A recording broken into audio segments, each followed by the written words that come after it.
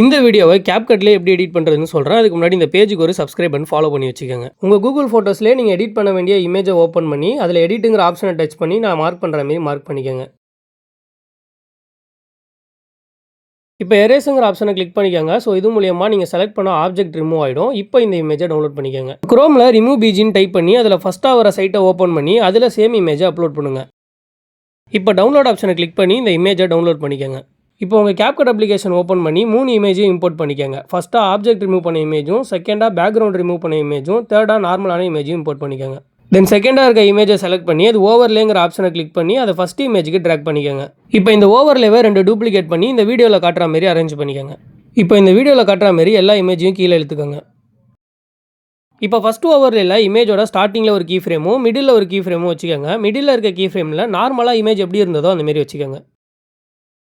இப்போ ஃபஸ்ட் லேயரில் இருக்க மிடில் கீ ஃப்ரேமுக்கு கொஞ்சம் தள்ளி செகண்ட் லேயரில் ஒரு கீ ஃப்ரேம் வச்சுக்கோங்க. நம்ம ஃபஸ்ட் இமேஜுக்கு அரேஞ்ச் பண்ண மாதிரியே இதுலேயும் அரேஞ்ச் பண்ணிக்கோங்க. அடுத்த இமேஜுக்கும் இதே போலயே பண்ணிக்கோங்க.